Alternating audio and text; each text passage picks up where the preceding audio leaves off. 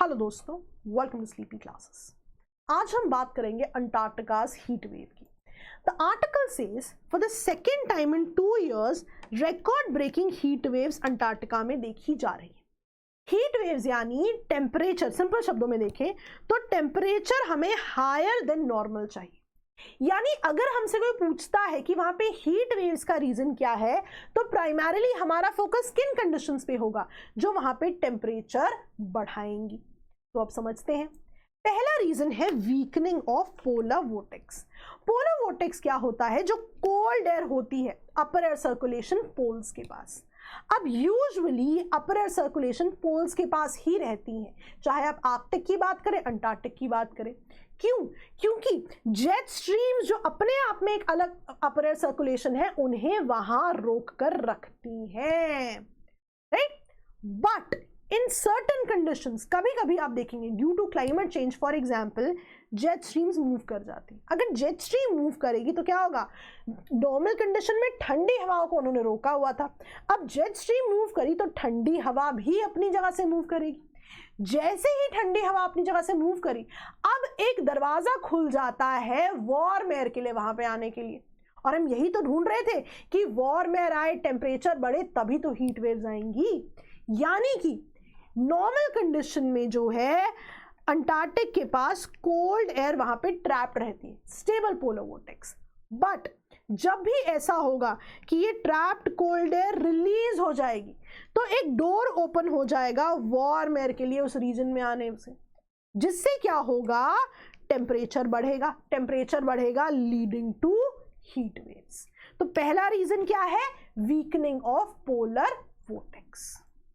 दूसरा रीजन है वहां की अंटार्कटिक सी आइस का रिडक्शन। यानी कि अब देखिए, अंटार्कटिक सी आइस की हम बात कर रहे हैं, ठीक है। यूजुअली क्या होता है? A lot of heat is reflected back, मतलब हीट वहां रुकती नहीं है, it is reflected back because of this sea ice. अब मान लो सी आइस ही कम हो जाए तो जो हीट को हम वापस भेज रहे थे बहुत ज्यादा, अब वो नहीं हो पाएगा। कंडीशन तो हमें यही चाहिए थी ना। तो यहां बेसिकली क्या हुआ? हमने कहा reduction in Antarctic sea ice could be an issue. अभी देखा जा रहा है बहुत ही ज्यादा कम सी आइस रह गई है। नॉर्मल कंडीशन में बहुत ज्यादा सनलाइट वापस भेज देते हैं, लेकिन अब वो एफिशिएंटली प्रोसेस नहीं होगा, right, leading to heat waves. इसके अलावा भी एक पॉइंट जो वो कहते हैं ओवरऑल ग्लोबल वार्मिंग, कि अगर पूरी दुनिया में ग्लोबल वार्मिंग है, टेम्परेचर्स बढ़ रहे हैं, तो ऑफ कोर्स यहां पर भी इंपैक्ट आएगा। अर्थ एज अ होल ही वार्म हो रही है तो टेम्परेचर बढ़ेगा, हीट वेव्स की पॉसिबिलिटी बढ़ेगी। Now all these 3 reasons combined, इस रीजन में टेम्परेचर बढ़ रहा है लीडिंग टू हीट वेव्स।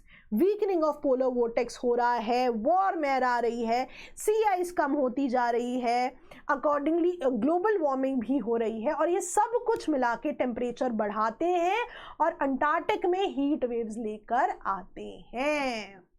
अब इसका इंपैक्ट क्या है? पहला इंपैक्ट सिंपल है, आइस शीट का लॉस, है ना। अभी हमने देखा कि जितनी ज्यादा हीटिंग होगी उतनी ज्यादा ये आइस मेल्ट करेगी, तभी तो आप देख रहे हैं आइस शीट मेल्ट होती रह रही है। आपने कई बार पढ़ा भी होगा कि कोई हिस्सा अंटार्कटिक का उससे अलग हो चुका है।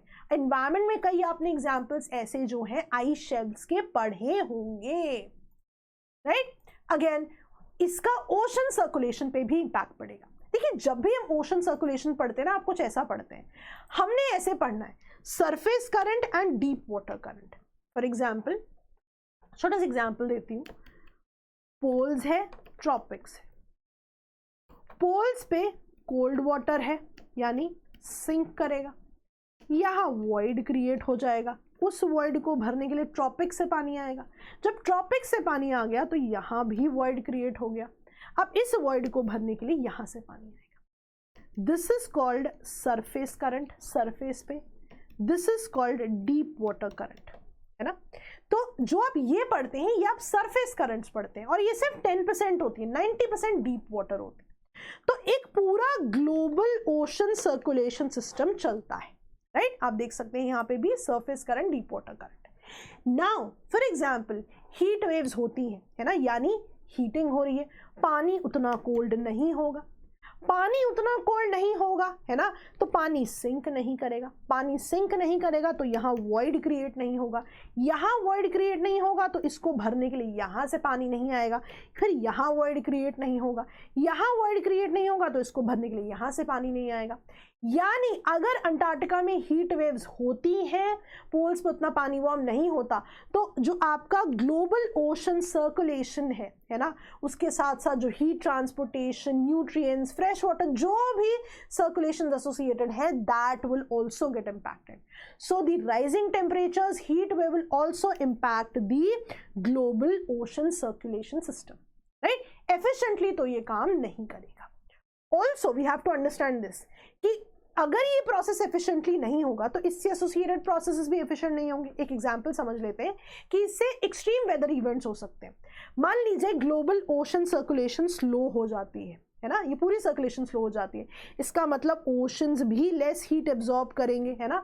ओशंस लेस हीट एब्जॉर्ब करेंगे तो बहुत सारी हीट जो है एटमॉस्फेयर में ही रह जाएगी, तो ग्लोबल वार्मिंग बढ़ती जाएगी, हीट बढ़ती जाएगी, तो आप देख सकते हैं ड्रॉट्स का प्रॉब्लम भी बढ़ता जाएगा। यानी अगर ये सर्कुलेशन रुकती है, एक्सट्रीम वेदर इवेंट्स भी, फॉर एग्जांपल ड्रॉट्स भी बढ़ते जाएंगे, राइट। तो एक एक एग्जाम्पल आपने सबका जरूर देना है। बहुत सारे एग्जाम्पल्स हम आपको कंटेंट में देते हैं, मेंस में आप एक एक एग्जाम्पल जो है कोट कर सकते हैं। तो ऐसी ही डिटेल्स के साथ आपसे मिलते रहेंगे। करंट अफेयर्स प्रोग्राम के बारे में आप जानते हैं, बहुत होलिस्टिक प्रोग्राम है, इसकी डिटेल्स जरूर लें। Thank you so much all of you, bye bye.